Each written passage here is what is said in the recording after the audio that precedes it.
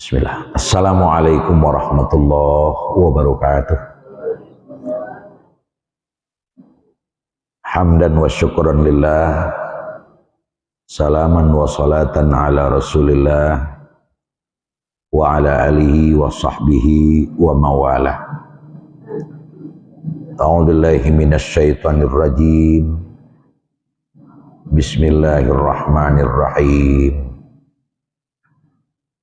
Wa ma kunna muhlikil qura hatta wa ahluha zalimun.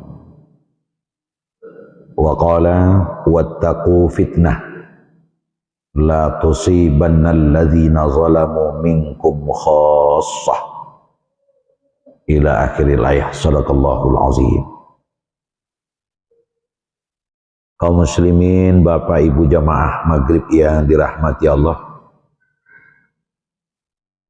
awal tahun 2024 atau akhir tahun 2023 Masehi,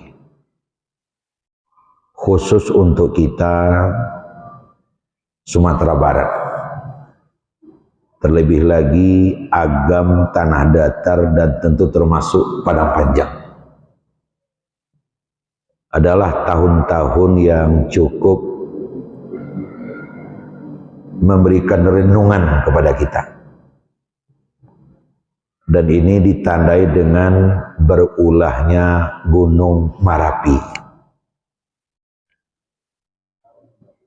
yang sampai detik ini belum ada tanda-tanda ulah itu akan diakhiri. Hampir setiap hari kita masih mendapat jatah hujan atau rintikan abu vulkanik. Itu ditandai dengan motor mobil kita putih, bunga-bungaan, tumbuh-tumbuhan di sekitar rumah kita putih. Begitu juga jalan-jalan yang kita tempuh sehari-hari putih. Hal mana mengakibatkan lembaga-lembaga terkait, dalam hal ini Dinas Pendidikan dan Kebudayaan dan Kementerian Agama, telah bersepakat bahwa anak-anak kita bersekolah memakai masker karena menghirup abu vulkanik itu akan mengganggu kesehatan. Begitu juga pemerintah daerah, khususnya Kota Padang Panjang, tempat kita berdomisili, juga telah membuat edaran kepada seluruh masyarakat. Pertama adalah edaran untuk tidak panik menghadapi ini. Terus waspada, karena pada saat ini sesuai dengan pantauan para ahli tentunya yang ditugaskan untuk itu, level dinaikkan menjadi level 3 atau dalam bahasa lainnya siaga. Ini bukan berarti kita harus sibuk kemudian hilang akal, kasak kusuk, tidak begitu. Tapi kita siaga untuk tidak melupakan bahwa Gunung Merapi sedang berulah. Sampai tadi malam menurut informasi itu masih ada dentuman-dentuman, terutama dunsanak-dunsanak kita yang tinggal berdekatan di sekitar gunung. Dalam edaran yang beredar, yang juga sudah ditulis oleh pimpinan daerah kita, sesuai dengan hasil survei, itu radius 4,5 kilo itu sebaiknya dikosongkan. Memang belum ada satu yang menunjukkan adanya ancaman lahar panas, tapi kita perlu waspada terhadap kemunculan lahar panas itu. Katanya di tempat-tempat tertentu sudah ada lahar dingin, dan itu sangat masuk akal. Mungkin sudah ada memuntahkan lahar panas, kemudian tidak sampai ke bawah, menumpuk di satu tempat, turun hujan. Akhirnya lahar ini menjadi dingin, kena terus mengapung dan akhirnya meleleh sampai ke batang air dan dihanyutkan ke bawah. Kepada seluruh lapisan masyarakat, menjemur kain atau mungkin memasak sayur dan sebagainya, itu harus dibersihkan terlebih dahulu sampai yakin bahwa tidak ada lagi abu di situ. Termasuk juga kita kemana-mana, seperti saya itu di mobil ada masker. Nah, masuk masjid karena diyakini bersih ya kita tidak pakai. Tapi kalau kita berkeliaran di alam bebas, seyogyanya dan sebaiknya kita memakai masker untuk menjaga kesehatan. Terutama anak-anak yang di bawah umur, yang mana secara metabolis tubuh, daya tahan tubuhnya anak-anak lebih rapuh dari kita. Itu sebaiknya kita banyak kegiatan di dalam dan kurangi kegiatan kita di luar ruangan atau di luar rumah. Bapak dan Ibu hadirin sekalian berbahagia, memang kita di Kota Barangpanjang itu jarak kita 7 dan 8 kilo dari bibir kawah. Nah, tapi kalau lahar panas mungkin tidak akan kita dapati, namun apabila lahar itu memancar ke atas cukup tinggi, itu tidak tertutup kemungkinan Padang Panjang juga akan kena. Terutama daerah dusana-dusana kita, Batu Plano, Sungai Pua, Andaleh, Sabu, itu dekat itu. Itu sudah ada keterangannya untuk selalu waspada. Nah, untuk itu kepada kita semua, seandainya ada hal-hal yang memang mengakibatkan kita harus menyiapkan diri untuk menyelamatkan diri, maka daerah yang paling pas untuk tempat lari kita itu adalah daerah cincin.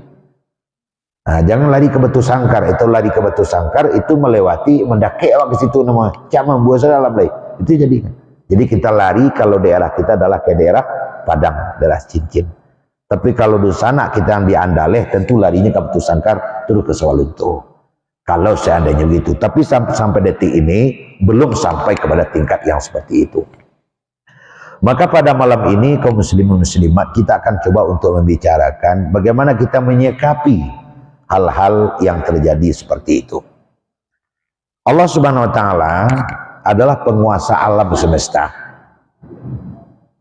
Keyakinan kita mengatakan bahwa tidak selembar daun pun yang jatuh tanpa diketahuinya, tanpa izinnya. Jadi kalau selembar daun pun yang jatuh tanpa diketahuinya, tanpa izinnya, terlebih lagi tentu gunung meletus, itu sudah jelas. Nah, menyikapinya adalah seperti ini. Alam semesta dengan segala isinya itu berada dalam ilmu Allah. Seluruh gejala-gejala, seluruh kejadian-kejadian yang ada di alam ini itu ada dalam ilmu Allah dan di dalam perencanaan Allah.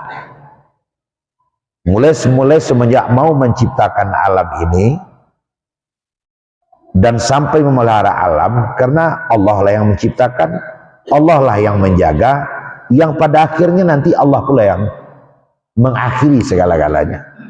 Jadi itu semuanya sudah ada dalam perencanaan Allah. Tidaklah mungkin ada dalam keyakinan kita bahwa gunung meletus itu di luar rencana Allah. Nggak mungkin itu. Kalau ada kita yang berkeyakinan seperti itu rusak keyakinan kita. Semuanya itu sudah ada dalam ilmu Allah. Lalu bagaimana cara menyikapinya? Nah, Bapak Ibu hadirin sekalian, di dalam kajian ilmu tauhid itu disebutkan salah satu di antara yang dilakukan oleh Sang Pencipta terhadap alam ini, alam itu oleh Allah dijaga keseimbangannya, sehingga kehidupan itu akan bisa berlangsung terus. Itu keseimbangan alam itu dijaga, baik itu keseimbangan bumi itu sendiri maupun keseimbangan yang hidup di atas bumi. Nah, kita tahu dalam ilmu astronomi, ilmu alam secara keseluruhan, di alam ini kan bukan hanya bumi saja. Jadi jangan kita menganggap hanya bumi saja. Dalam kajian ilmu Big Bang, kita sudah tahu, yang sudah ikut eski tentu akan lebih paham, bahwa alam semesta ini dulunya hanyalah berasal dari satu bola yang sangat besar. Itu dibenarkan oleh Al-Quran. Jadi bumi dan langit dulu adalah satu yang padu. Fasakakna, kemudian kami pecah, jadi sejalan. Jadi sebuah bola besar yang sangat panas kemudian berpijar. Saking panas dan berpijar, pecah. Fasakakna, kata Allah dalam Quran, kemudian kami pecah, kan sejalan itu. Nah, pecahan terbesar itu yang menjadi matahari yang masih tertinggal dan tersisa. Kemudian pecahan kecil-kecil itu yang jadi planet, itu dalam kajian ilmu astronomi. Nah, yang telah dikaji dan diketahui seperti Merkurius, Bumi, Mars, Jupiter, Saturnus, Uranus, Neptunus, Pluto. Masih hafal saya. Tambah dengan ribuan bintang-bintang yang kita lihat malam itu. Apabila langit itu bersih, ada bintang-bintang ribuan, banyaknya bukan main. Itu bintang itu kecil, sekecil burung gereja, burung layang-layang, tapi itu ada bintang itu yang besarnya 10 kali bumi. Bahkan ada yang besarnya 100 kali bumi. Itu yang nampak. Yang tidak kelihatan banyak lagi planet yang jumlahnya ribuan. Bukan main. Nah, dari ribuan planet itu akhirnya ada yang dekat ke sumber cahaya atau sumber panas, ada yang jauh dari sumber panas, ada yang menengah, dan yang paling nomor 3 Merkurius, Venus, Bumi. Bumi adalah pada level ketiga. Nah, ternyata bumi inilah yang layak buat hidup bagi makhluk hidup. Maka Allah yang Maha Kuasa menjadikan bumi sebagai tempat hidup makhluk hidup. Manusia di sini, binatang-binatang di sini, tumbuh-tumbuhan di sini. Sedangkan Merkurius yang paling dekat ke matahari tidak bisa hidup, sangat panas. Venus masih panas, tapi bumi itu sudah layak. Panasnya, dinginnya, dan segalanya sudah bisa buat hidup manusia. Makanya wak disikonya. Nah, Bapak Ibu hadirin sekalian, bumi beserta dengan seluruh planet yang ada itu kan di atas awan. Di atas awan. Bagaimana dia bisa bertahan di atas awan, tidak jatuh kemana-mana? Nah, Sang Pencipta telah mentakdirkan masing-masing benda itu ada gaya tariknya, gravitasinya. Karena gaya tarik itu dia diam di tempat. Karena bumi itu mengandung besi, mengandung batu, batu besi dan sebagainya. Planet lain juga begitu, sehingga dia tetap di tempatnya. Nah, Bapak Ibu, keseimbangan ini oleh Allah dijaga. Nah, sehingga ada analisa, apabila keseimbangan ini oleh Allah dicabut, maka berbenturlah seluruh planet. Itulah dia kiamat. Ada yang lari ke situ. Ya boleh saja. Nah, selagi keseimbangan itu dijaga oleh Allah, Allah belum takdirkan untuk dicabut, kita masih tetap ada.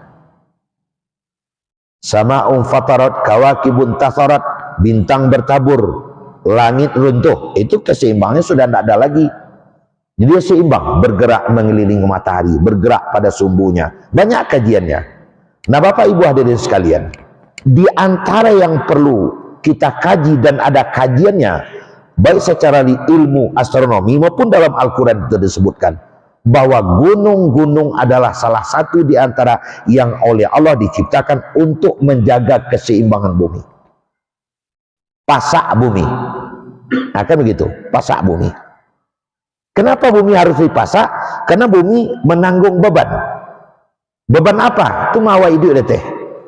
Bangunan dibuat, jalan tol dibuat, masjid raya jihad dibuat. Nah, agar keseimbangan itu tetap dapat dipelihara, itu ada di antaranya gunung, ada di antaranya laut. Laut itu lebih besar, Ibu ya. Ini kita di Masjid Raya Jihad. Masjid Raya Jihad adalah bagian dari Padang Panjang. Padang Panjang bagian dari Sumatera Barat. Sumatera Barat bagian dari Sumatera. Sumatera adalah satu pulau, kita adalah darat. Darat hanya di 1/5 dari seluruh bumi. Jadi yang lebih banyaknya laut. Daratnya 1/5. Di antara darat yang 1/5 itu tempat Ibu duduk itulah. Nah, agar itu tidak terjadi hal-hal, agar itu Masjid Raya Jihad tidak runtuh, tidak teleng, tidak condong, harus dijaga keseimbangan. Di antara yang menjaga keseimbangan itu adalah Allah memberikan pasak-pasak, baji-baji. Apa itu pasak? Gunung. Nah, dalam menjaga keseimbangan ini, Allah Subhanahu wa Ta'ala dengan kekuasaannya, apabila jumlah manusia sudah melebihi, maka Allah mengurangi jumlah manusia.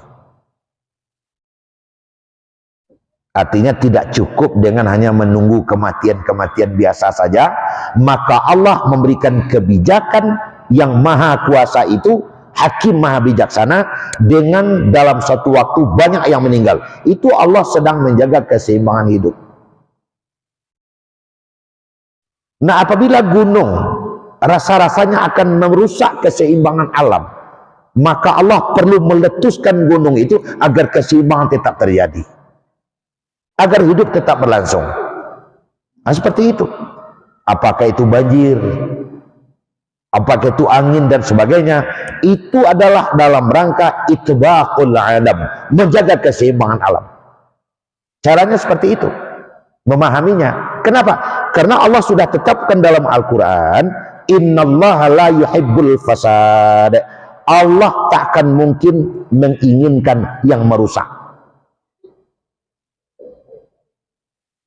Mungkin ada yang mendebat, itu tanaman orang yang mati itu tidak rusak tuh Ustaz. Orang yang meninggal itu tidak rusak tuh Ustaz. Dalam kajian besar ilmu Allah yang maha besar, itu bukan rusak. Itu sama halnya dengan ibu ingin sehat anak begitu lama, terpaksa anak disakiti, diimunisasi. Apakah seorang ibu mengimunisasi adalah menganiaya anaknya? Ya tidak. Sakit dan anak, angek badan anak, memaki anak karena jarum. Apakah seorang ibu atau orang tua sedang menzalimi anaknya? No. Sedang sayang ke anaknya. Gunung meletus, Allah sedang sayang ke kita. Begitu menyikapinya. Tidak begitu dong. Begitu menyikapinya. Nah, Bapak Ibu hadirin sekalian, cuman kadang di dalam menjaga keseimbangan secara menyeluruh itu kita jadi sasaran. Dan kita yang menjadi sasaran itu mungkin sasaran tanaman kita, mungkin sasaran tempat tinggal kita, mungkin sasaran nagari kita, mungkin sasaran diri kita sendiri. Dan itu juga sudah ditetapkan oleh Allah. Innallaha ala kulli syai'in qadir. Tidak ada yang serba kebetulan. Rabbana ma khalaqta hadza batila. Yang dijadikan oleh Allah tidak ada yang kebetulan. Allah tersalah, tidak ada itu. Khilaf dan tidak ada itu. Semuanya serba terencana dan sudah dibuat sedemikian rupa yang tidak ada satupun yang merusak. Itu keyakinan kita. Nah, Bapak Ibu hadirin sekalian, beberapa bulan yang lalu itu juga termasuk salah satu di antara kejadian yang menyebabkan secara psikis Marapi ini besar di dalam perasaan kita. Karena diawali dengan mendekati 30 orang yang meninggal, anak-anak kita. Sebenarnya menyangkut dengan hujan abu sebelum-sebelumnya juga sudah ada, tapi karena tidak diawali dengan kematian sehingga tidak begitu besar secara psikis. Tapi sekarang ada 27 yang meninggal, bahkan lebih. Dievakuasi, alhamdulillah dapat semua. Setelah itu terus dia meletus lagi. Nah, Allah Subhanahu wa taala telah merencanakan semuanya. Bapak Ibu, kita harus meyakini ke-27, taruh 27 orang meninggal. Ke-27 orang itu, masa bodoh dia mahasiswa, masa bodoh dia orang tua dengan anaknya, masa bodoh orang-orang biasa saja, memang matinya adalah hari itu. Itu keyakinan. La yastakhiruna sa'atan wa la yastakdimun. Memang matinya hari itu dan cara matinya adalah seperti itu. Kenapa Bapak dan Ibu semua termasuk saya tidak mati? Karena Allah juga tidak berencana begitu. Ini terus terang salah satu di antara lembaga pendidikan saya yang saya pimpin, itu ada timnya, ada kelompoknya, juga minta izin karena jumlah yang pergi mendaki gunung itu cukup, ada murid, ada guru, ada karyawan, ya saya beri izin. Sebulan sebelum itu, pas 30 hari sebelum itu, 30 hari setelah mereka kembali, gunung meletus. Kenapa tidak pas mereka kembali gunung meletus? Allah tidak sedang merencanakan itu. Begitu menyikapinya. Nah, Bapak Ibu hadirin sekalian, itu yang pertama. Jadi Allah sedang menjaga keseimbangan. Jadi kalau jumlah manusia di satu tempat sudah meledak, tidak mungkin lagi kalau dibiarkan oleh Allah terjadi yang lebih besar. Maka Allah mendatangkan tsunami untuk mengurangi jumlah orang. Gitu. Sehingga dalam sekejap, dalam 5 menit ada 5.000 orang meninggal. Tahun 2026. Nah, begitu juga di waktu terjadi Gunung Merapi kemarin. Sekian orang yang meninggal. Kan seperti itu. Nah, Bapak Ibu, Tidak ada satupun yang diinginkan oleh Allah dalam bentuk kerusakan. Lihat sajalah tahunnya nanti, tidak apa-apa. Tidak ada yang sifatnya kerusakan, tidak ada. Pasti Allah menginginkan sesuatu.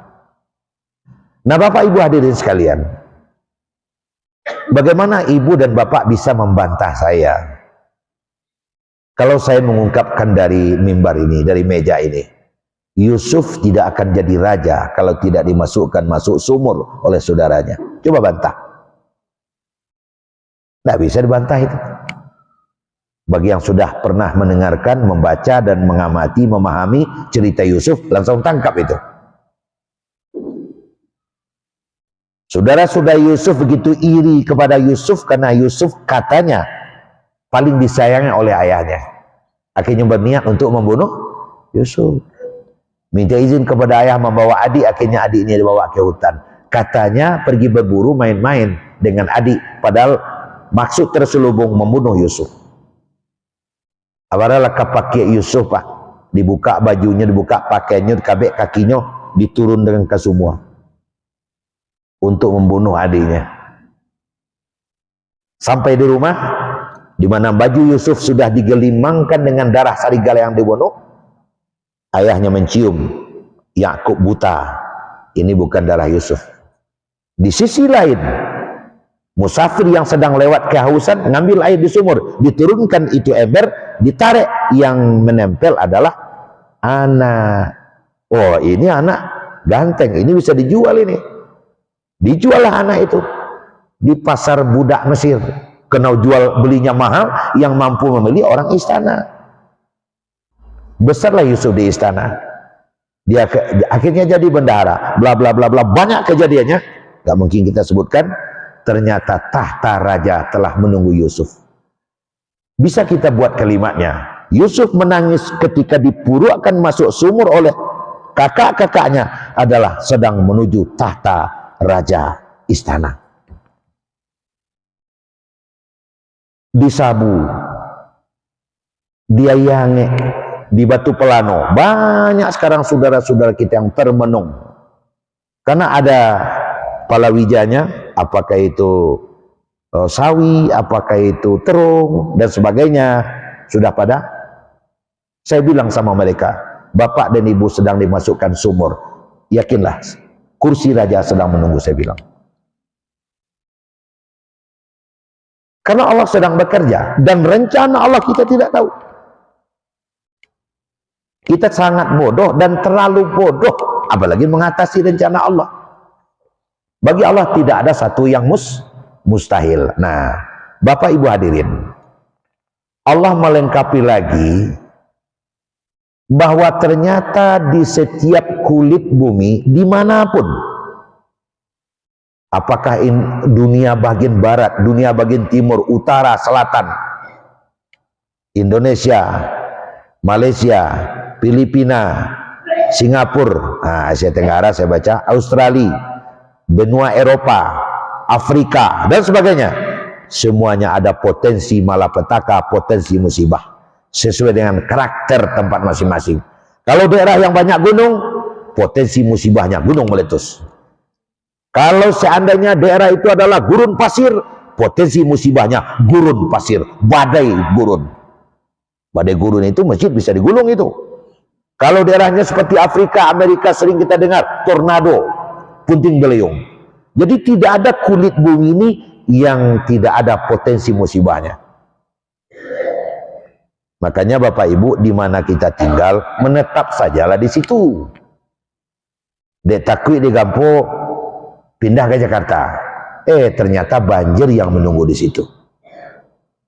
Ada teman kita, saudara kita di Padang, di waktu gempa bumi 2020, 2009, 2000, kebetulan 2007 dan 2009. Di waktu gempa bumi 2007, kena gempa bumi, dijual rumah, dijual ladang, dijual semuanya, toko juga dijual, pindah ke Jakarta.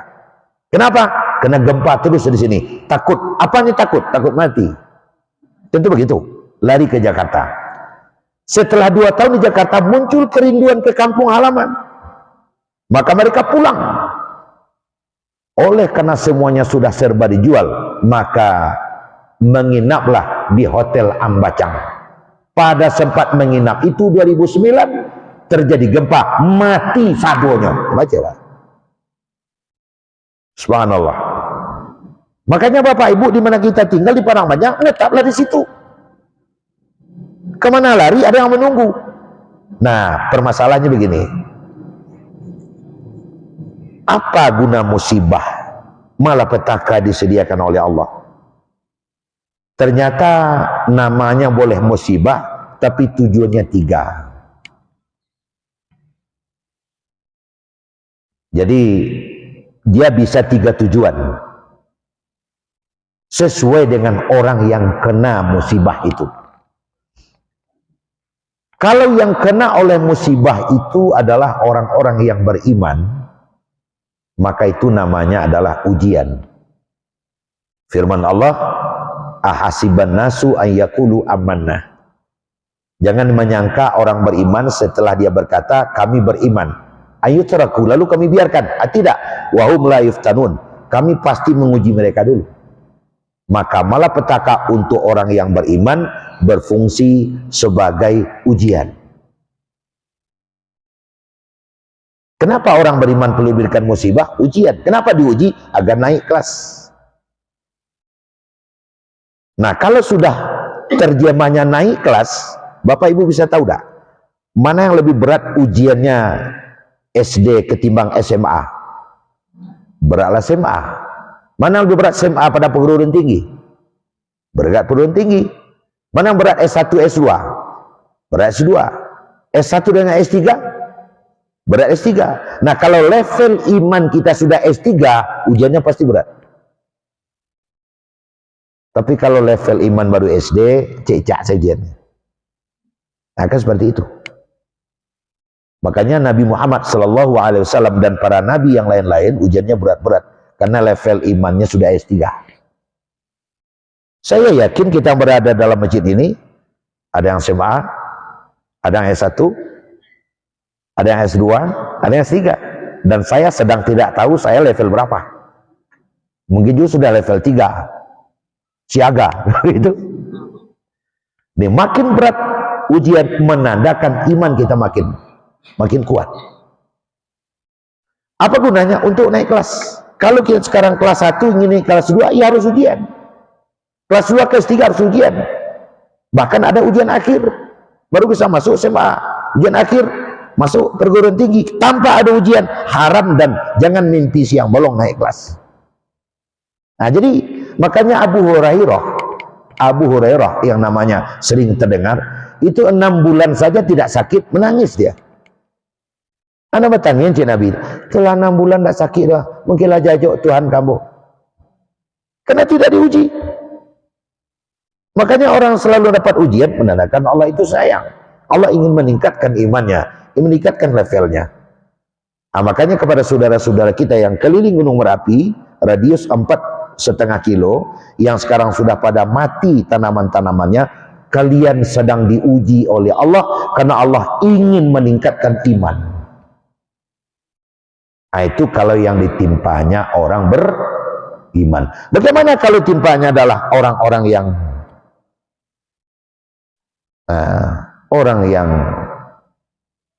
tidak sholat, tidak berjujur, pengkhianat, coba tak tapilah suang, setelah tak santuang, punya orang punya awak, halal haram sama saja, ke masjid tidak pernah, majlis ta'lim haram, kena oleh musibah, itu namanya azab. Azab namanya itu. Azab. Kenapa? Karena wa ma kunna muhlikil qura hatta wa ahluha zalimun. Kami tidak akan mendatangkan malapetaka pada suatu negeri kecuali apabila penduduk negeri tersebut sudah zalim. Makanya yang naik ke atas itu Bapak Ibu, ada anak baik-baik, ada anak menengah baik. Ya, kita sedang tidak boleh untuk menjustis seseorang. Itu urusan Allah. Kalau yang naik ke atas itu orang beriman, anak-anak yang beriman, yang taat, yang soleh, dia diuji oleh Allah. Nah, jadi kalau orang-orang yang kafir seperti negeri Sabah dalam Al-Quran, yang pada awalnya Allah menurunkan rahmat yang bukan main, yang berlimpah ruah, tapi pada akhirnya rahmat itu membawa mereka kepada kekufuran, akhirnya Allah mendatangkan azab. Ada kaum Samud, ada kaum Ad, dengan hujan batu, dengan puting beliung juga, itu semuanya adalah azab bagi mereka. Kaum Lut, kan begitu. Kenapa mereka diazab oleh Allah? Karena tidak tercegah lagi oleh sesama manusia, maka Allah langsung turun tangan mencegahnya. Nah, itu kalau orang. Lalu bagaimana? Nah, Bapak dan Ibu hadirin, kadangkala dalam satu musibah dua tujuan sekali. Wattaqu fitnah la tusibannal ladzina zalamu minkum khassah. Takutilah olehmu satu malapetaka, di mana malapetaka itu bukan menimpa orang yang zalim di antara kamu saja. Ya, kalau Padang Panjang ini gempa bumi, rumah Buya Lizar bagoyang juga. Taruh begitu, rumah Bapak Ibu jamaah tetap Masjid Raya Jihad yang selalu beribadah seperti ini, karena saya lihat tukai itu seorang lah muak saya. Tapi juga ikut goyang, karena la tusibannal ladzina zalamu minkum khassah, tidak menimpa orang-orang yang zalim saja, orang taat juga tertimpa, cuman maknanya berbeda bagi mereka. Kalau bagi orang beriman ujian, bagi orang yang tidak beriman yang banyak berbuat fasad mungkar, namanya azab. Ada yang menyelonong di tengah namanya peringatan. Nah, bagaimana yang dapat peringatan apa Ibu? Nyolai paijo cuma gak pemalih. Nah, saya ingin uraikan yang sedikit ini. Ada 3 ayat yang selalu berpasangan dalam Quran, dan itu sudah ilmu kita. Ati Allah, apa pasangannya? Ati yang Rasul. Aqimus shalah, apa pasangannya? Wa atu zakah. Amanu, pasangannya? Wa amilus shalihat. Masakan itu aja nggak tahu. Jadi iman tidak sah kalau tidak ada amal soleh. Jadi nggak mungkin itu ibu itu imannya kuat, cuman sholat saja nggak ada itu. Apa tuh iman kue imannya kuat, pi puasa tidak pernah, tidak mau dipasang itu. Dan tidak bernama amal soleh kalau tidak didasari iman. Betapa banyaknya jalan dibangunnya, rumah sakit dibangunnya, bantuan-bantuan sosial banyak, itu hanya amal keduniaan saja, karena tidak didasari dengan iman. Bagi orang-orang non-muslim umpamanya. Jadi amal soleh didasari dengan iman. Kemudian yang kedua, amal soleh. Bapak Ibu hadirin sekalian, soleh itu tidak satu, dia 2. Ada namanya kesolehan pribadi, ada namanya kesolehan sosial. Apabila sudah sejalan keduanya, baru amal soleh namanya. Seperti yang diperhatikan oleh Rasulullah SAW, diikuti oleh para sahabat, tabi'in, dan itu yang juga diharapkan ke kita. Hablum minallah wa hablum minan nas, itu sejalan tuh Pak. Nggak bisa nggak sejalan. Nah, yang saya maksudkan begini, ada yang sangat taat sholatnya, sholat subuh datang lebih awal, kuampe lah tibum saja. Magari 5:30 lah tibu. Sholat isya selalu Nabi ulang leh, kadang ada usia dia garing rupainya. Berapa taatnya itu. Tapi kesolehan sosial tidak ada sama sekali. Nan sakit nak satunya mencali, nan mati nak satunya menyanguk, orang baralek baundangnya tak pai, bahkan orang gotoroyong dekat rumahnya tak keluar. Tapi sholatnya bukan main. Itu timpang. Itu kesolehan sosial tidak ada. Ini harus berimbang. Majelis taklim tak ikut. Siap sholat maghrib, putih tapak lari pulang. Nanti isya datang lagi. Yang kita khawatirkan dan yang kita sangat sedihkan, kalau dia sudah bangga pula dengan cara seperti itu. Nyolah taat kecuali. Bapak Ibu hadirin, mungkin Bapak Ibu masih ingat, pernah saya sampaikan dalam forum ini, ada dulu salah seorang bernama Abu Hisam. Abu Hisham ini sudah beribadah selama 21 tahun, sholat malam tak berhenti. Nah, ada titul itu. Pas lah 21 tahun sholat malam tak berhenti, sholat sunat dan sebagainya, tak pernah berhenti. Satu kali pas dia berwudu, ada sosok di bibir sumurnya. Lalu dia bertanya, kamu siapa? Saya malaikat. Ngapain kamu? Saya diperintah Tuhan untuk ke sini. Apa tujuan kamu? Tujuan saya mencari orang-orang yang mencintai Allah. Sirnya darah Abu Hisham. Tuan-tuan masuk ke dalam. Kalau tidak, kenapa dia datang? Nah, selesai berwudu, diajak ngomong lah. Kat. Karena malaikat panggilannya kat aja. Kat. Itu apa yang kau bawa itu di tangan kananmu? Ini kitab. Kok setebal itu? Apa saja isi kitab? Ini kitab yang di dalamnya adalah catatan nama orang-orang dekat dengan Allah yang mencintai Allah. Boleh aku minta izin? Izin apa? Lihatkan, ada enggak namaku di dalam? Oh baik kalau begitu. Dicari dia malaikat. Salai, 2 lay, 3 lay. Sampai akhir Pak, ini tebalnya. Enggak dijumpai nama Abu Hisham. Enggak ada nama Tuhan. Kok nama saya enggak ada? 21 tahun. Kok nama saya enggak ada? 21 tahun enggak ada orang enggak pernah berhenti majlis salim, enggak mengaji kaji hatari dah. Apalagi Bu Alizar tibo. Bakon dah tibo. Halo. Kok enggak ada nama saya? Coba ulang lagi. Baik, saya ulang lagi, diulang. Ternyata enggak juga Tuhan. Pingsan Abu Hisham. Kenapa pingsan? Kecewa. Sungguh membuat aku kecewa. Kan gitu. Kecewa. Malaikat kehilangan akal. Main pingsan nih, kata malaikat. Setelah dia siuman sadar, dia bertanya, malaikat, tolong terangkan ke saya. Apalagi kekurangan saya, kok nama saya tidak tertulis di dalam kitab itu? Itulah jawabannya Pak. Sebenarnya wahai Tuan Abu Hisham, saya tahu kalau Tuhan itu sudah 20 tahun lebih, 21 tahun beribadah terus menerus sholat malam, saya tahu. Tapi saya juga heran, kenapa saya nggak pernah diperintah oleh Allah menulis namamu di sini? Saya juga heran. Akhirnya keheranan saya itu berujuk dalam bentuk saya bertanya kepada Allah, ya Allah, kenapa ini?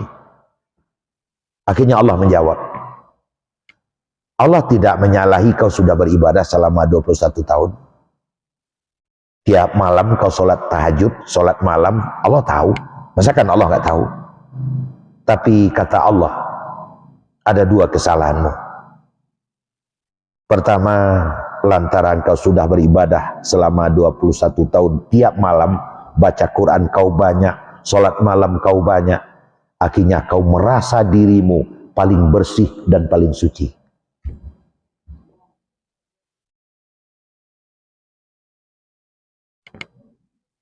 Saya kalau sudah baca ini, ingat orang-orang seperti itu, saya sedih.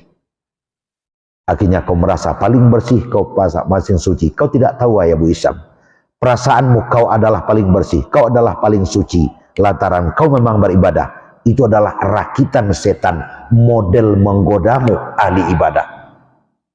Seorang kau tidak percaya lagi kepada orang lain. Itu yang pertama, kesalahan. Sekarang saya baru ada buktinya kau memang begitu. Apa buktinya? Kata Abu Hisham, kau berharap namamu ditulis di sini. Jangan kita dihinggapi oleh penyakit ini. Yang kedua, kesalahanmu adalah kau memang sudah sholat malam, kau memang sudah baca Quran, terus berzikir, tapi kau tidak memiliki kepedulian sosial. Tandanya anak yatim, orang miskin tidak kau pedulikan.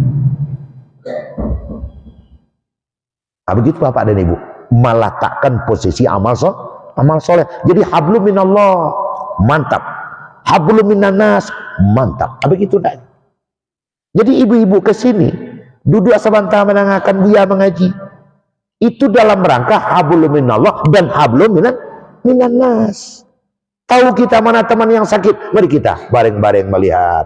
Tahu yang mati, yang meninggal, mari kita bareng-bareng takziah. Kalau manuk saja di rumah, walaupun baca Quran satu khatam satu minggu, satu khatam satu hari, tapi hablum minannasnya tidak ada. Nonsen.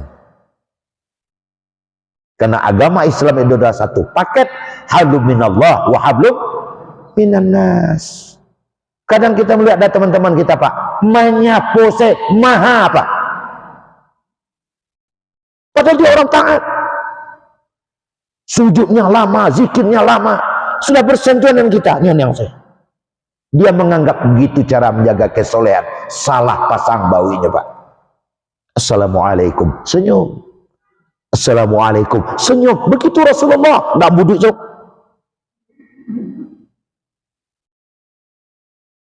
Ada di satu masjid jemaah saya juga, saya panggil, mulai sejak itu alhamdulillah berubah. Dia datang, diam saja. Nanti dia pergi, diam saja. Kiri kanan tak, saya perbaiki, alhamdulillah akan bagus. Saya Assalamualaikum Ustaz, Assalamualaikum Pak, Assalamualaikum Ma, Assalamualaikum Dek Pak. Hablum minan nasi menjadi rancak. Iya Ustaz, saja ambo bantu itu. Banyak kawan yang mampir ke rumah ambo, kan?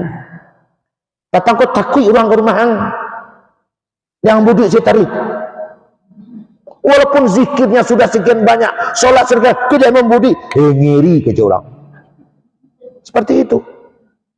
Makanya Bapak Ibu hadirin sekalian, Bapak Ibu sekalian, sifat Nabi disebutkan oleh Allah dalam Al-Quran. Nabi itu adalah orang yang tabassum, wajahnya itu selalu senyum. Sehingga semarah-marah orang datang ke dia, tak jadi marah. Setakut-takut orang menghadapinya, akhirnya akrab. Kenapa? Karena wajahnya senyum. Dan itu penting dalam hidup Pak. Coba lihat reporter, dia akan menghadapi orang terus-menerus, tapi wajahnya menakutkan, dimatiin TV Pak. Jadi wartawan pun wajah menakui. Kecampan tiang lah orang tidak cuma caranya menakui. Bentuk nampak itu. Bahkan ada belajar bagaimana cara ngomong itu setelah senyum. Maka seperti itu. Itu ajaran agama. Jadi senyum, tebar. Afsus salamu bainakum. Sebarkan salam, sebarkan senyum. Senyum itu ibadah. Aku tidak membudi. Orang yang murah senyum umurnya panjang, tuanya tertunda. Orang yang membudi capek mati. Senyum lah meninggal, ya membudi ya dia aja. Nah, gitu. Seperti itu. Kenapa? Karena tubuh kita yang satu batang ini Bapak Ibu, mulai kaki sampai kepala, dia patuh Pak. Metabolisme tubuh kita sudah diatur oleh Allah seperti itu. Pemain bola mana kue kaki pada tangan Pak? Kue kaki, karena kaki selalu dipergunakan transfer gizi makan banyak ke kaki. Pemain voli mana kue kaki pada tangan? Kue tangan transfer gizi makanan banyak ke tangan. Sekarang ada orang kaki tak dipergunakan, tangan tak dikerjakan. Kemana transfer gizi makanan? Kenapa Riz? Kadang leh berhenti dia. Kemana kapain leh? Kemana kapain lagi? Nah ada orang yang tak pernah ketawa-ketawa, tak pandai dia ketawa apa. Sehingga kalau ada ketawa, tapasobelo muncung supaya lala. Karena sudah tegang dia. Seperti itu dia jadinya. Yang paling berbahaya, bangga pula dengan cara begitu. Bagaimana kita yang kecil-kecil cinta dan sayang sama kita, kita wajah senyum, kok enggak ngiri kayak tidak menakut gitu. Akan seperti itu. Jadi kita kembalikan kepada yang tadi, hablum minallah wa hablum minan nas. Orang yang paling sukses hidupnya, yang paling tenang hidupnya, itu teman-teman kita sekeliling Gunung Merapi. Lapor ke saya. Betul ke Cik Buya mengaji Singapura beberapa tahun lalu. Kurang banyak kawan murah hidup. Ambo kalau nakkan kawan kira ndak dong kirim makan leh. Sebab sawi ambo lah mati sadonya. Teraso. Banyak kawan solusi kehidupan akan murah tercapai. Karena banyak orang mempertimbangkan kita. Tapi kamu apai seorang saja, idol lah seorang. Pikul seorang, elo seorang. Tentu seperti itu. Seperti saya, karena saya senyum terus, kalau saya ada apa-apa, Bapak Ibu pasti membela saya. Betul tidak? Alhamdulillah. Yang gitu. Ibu atau bializarnya rumah sakit wacali Allah anam balioto datang lebut. Seperti itu. Kalau lah anam balioto datang bara kotak susu Indomil tuh. Bara kadus tuh apa? Ketupek. Awak ketupek cek seorang anak sakit kok minum saja pipetnya. Sehingga ya begitulah kira-kira. Jadi hablum minan nas. Bagaimana kita cara memupuk hablum minan nas kita? Barunya amal soleh. Barunya sabi amal soleh. Jadi jangan hanya amal soleh yang bersifat kesolehan pribadi saja. tiru dan contoh. Qad kana lakum fi Rasulillahi uswatun hasanah. Nah, Bapak Ibu hadirin sekalian, kita berharap dan kita bermohon kepada Allah kiranya tahun 2024 yang baru saja awal kita masuki, dengan ditegur kita oleh Gunung Merapi ini, mudah-mudahan iman kita akan bertambah, amal soleh kita selalu bertambah, dan saudara-saudara kita yang sedang ditimpa, yang beriman bertambah imannya, yang lalai bertambah pula rajinnya, yang selama ini tidur mudah-mudahan dia menjadi bangun, dan tentu kita secara keseluruhan sesuai dengan edaran yang sudah bertebar, kita waspada, kita hati-hati dan selalu mengamati setiap hari, jangan sampai ada waktu kicuah. Kalau yang daerah-daerah dekat di situ yang dimotori oleh tanah datar dan bukit tinggi, itu sudah ada posko-posko, Pak. Sudah ada posko-posko, dan itu tidak disebarkan. Kenapa? Karena kalau disebarkan itu lo membuat masyarakat cameh. Nah, jadi nanti sudah ada hitung-hitungannya. Mungkin itu Bapak Ibu hadirin sekalian, dipasang rumah Camin Tarwih, Camin di Bali di Biaro. Tidak boleh mengaji bekat tarwih karena besok diulang pulau. Demikian, banyak maaf, kita akhiri. Assalamualaikum warahmatullahi wabarakatuh.